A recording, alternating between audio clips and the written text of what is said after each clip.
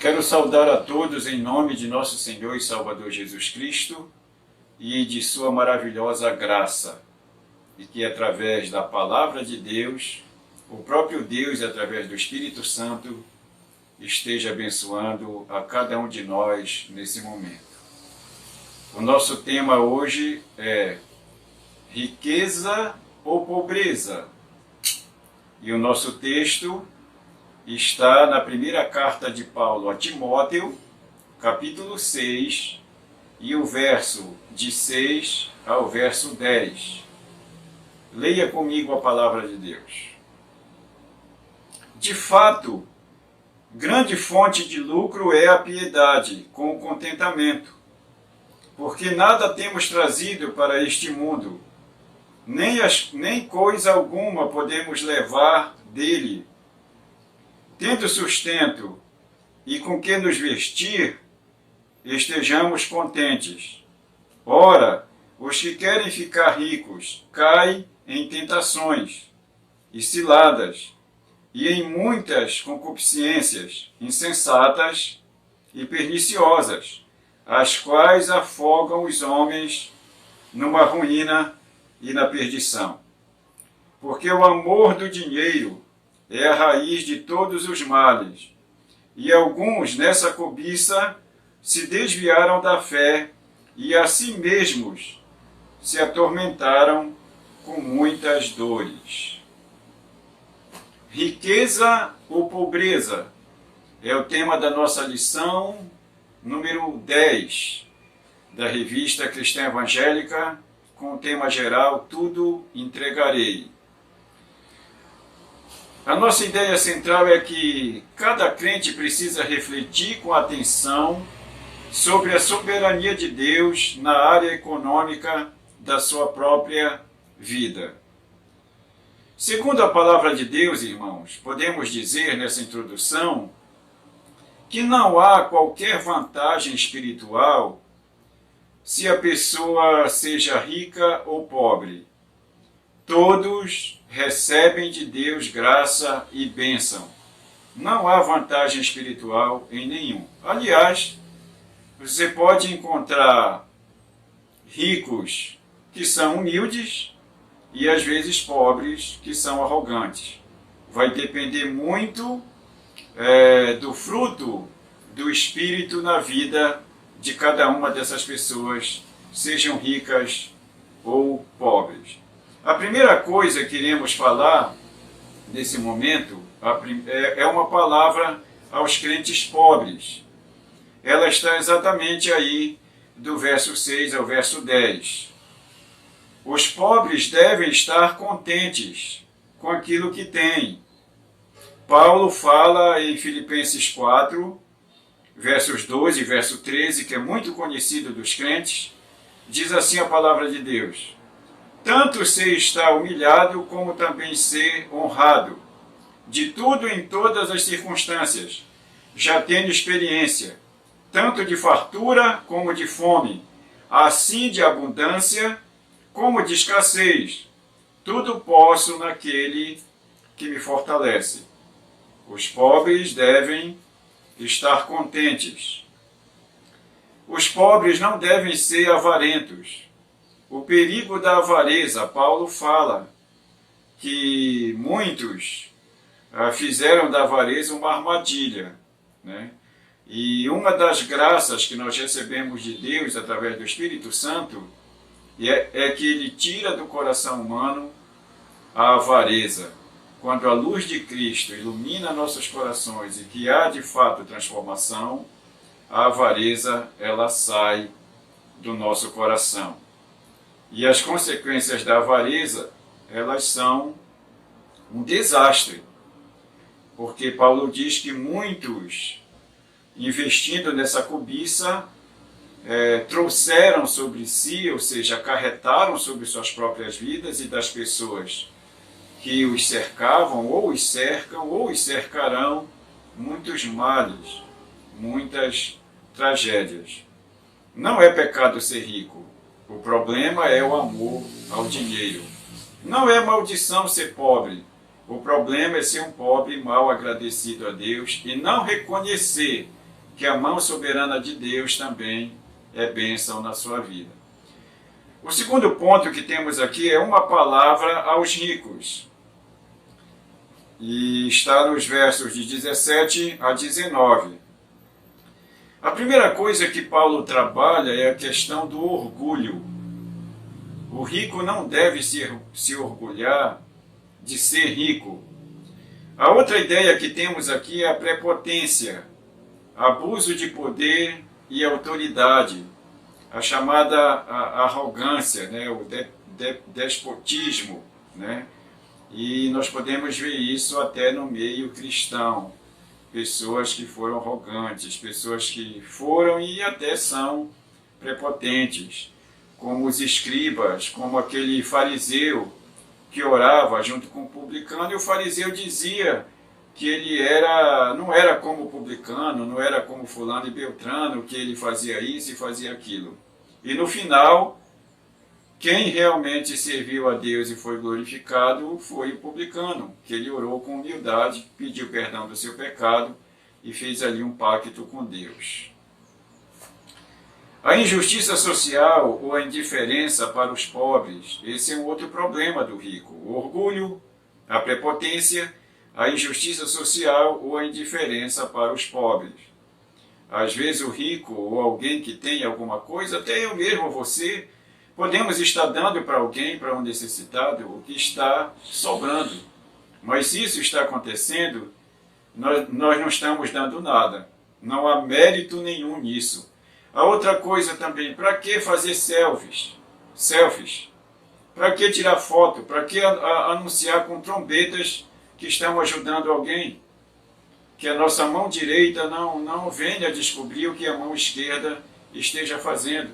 Que venhamos ajudar as pessoas com aquilo que realmente nós temos que dar de bom coração e não com aquilo que está sobrando em casa. Porque se eu dou e ajudo com aquilo que me sobra, eu ainda não estou ajudando, eu ainda não estou fazendo e cumprindo a lei de Cristo. O materialismo exacerbado também é outro problema dos ricos que não têm o temor de Deus, né? A cantora Frances Ridley, inglesa, né, no Cantor Cristão, no número 296, ela nos deixa a seguinte frase: minha prata e ouro toma, nada quero te esconder. Então é interessante esse hino que vem falando aos nossos corações durante essas lições, especialmente a lição número 7 e a número 9, e essa lição aqui número 10 da revista Cristã Evangélica Tudo Entregarei. Nós podemos concluir dizendo o seguinte: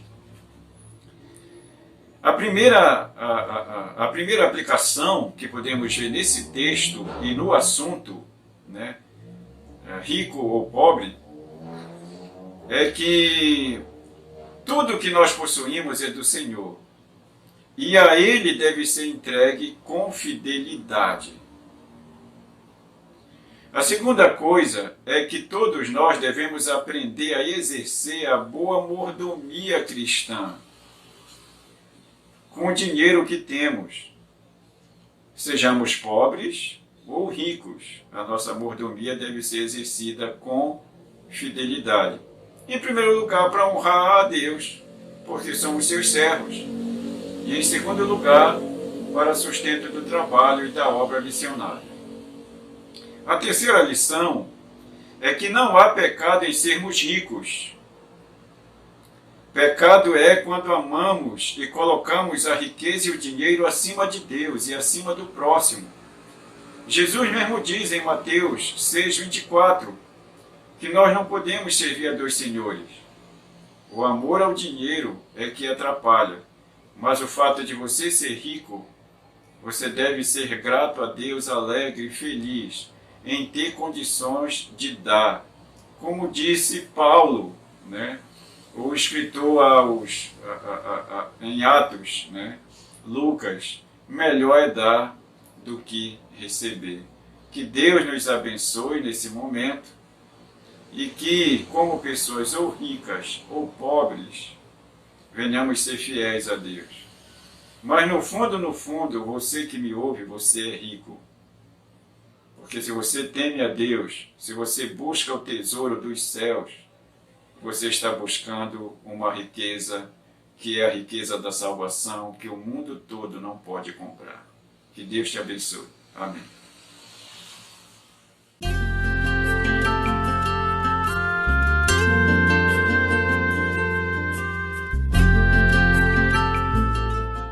Muito bem, irmãos, agora nesse momento nós iremos fazer a ministração da ceia do Senhor, ou como costumamos falar, a Santa Ceia. Para tanto, de maneira imediata, eu convido você para ler comigo na Palavra de Deus o Evangelho de Marcos, capítulo 10, e os versos 44 e 45. Diz assim a palavra do Senhor: E quem quiser ser o primeiro entre vós será servo de todos. Porque o próprio Filho do Homem não veio para ser servido, mas para servir e dar sua vida em resgate por muitos. Que Deus abençoe a sua palavra aos nossos corações nesse momento, para entendermos que o Senhor dos Senhores, o Deus dos deuses, se tornou servo. E servo não somente para fazer o serviço de lavar os pés dos seus discípulos, de curar seus discípulos, de ensinar seus discípulos nos grandes sermões, nas parábolas, mas o servo de morrer no lugar dos seus discípulos, de morrer no meu lugar e no seu lugar, de sofrer as nossas dores, de ser maltratado por nós e de se tornar maldito por morrer na cruz em meu lugar e no seu lugar. Daí a teologia da nossa cristologia que assevera, a nossa teologia cristológica que assevera que a morte de Cristo foi vicária. Ele morreu em substituição a mim e a você e a todos os eleitos que Deus vem chamando a cada dia para a sua graça e para o seu santo caminho. E nesse momento eu vou fazer uma oração para que Deus esteja abençoando os dois elementos que Jesus deixou para que nós fizéssemos durante a ceia até a sua volta. Pai Santo, Deus de toda a glória, no Teu nome nós estamos aqui, ó Deus, reunidos, e que o Senhor esteja nos abençoando através do pão que representa o Teu corpo, que foi dado por nós, que foi moído, que foi açoitado, que sofreu o nosso pecado. Pedimos que o Senhor esteja abençoando também de igual modo o vinho, que simboliza o Teu sangue, que foi derramado para justificar a cada um de Teus servos de todo o pecado e nos purificar de toda injustiça. Pai Santo, esteja abençoando esses dois elementos em nome do Pai, do Filho e do Espírito Santo. Amém. Então, amada igreja, o Senhor Jesus, na noite em que foi traído, Ele tomou o pão e, havendo dado graças, distribuiu aos seus discípulos e disse a eles: Este é o meu corpo que é dado por vós. Fazei isto em memória de mim. Tanto em memória, quanto como ordenança, ou quanto como sacramento, comamos juntos o pão num gesto de fé e graça recebida de Deus.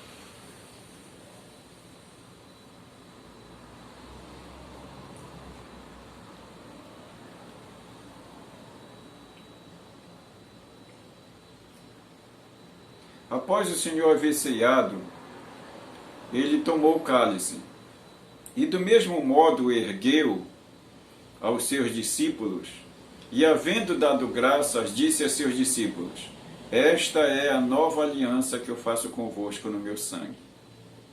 Vocês beberão esse cálice até que o Senhor venha. Então, irmãos, até que Cristo venha, bebamos juntos o cálice num gesto de fé e contrição.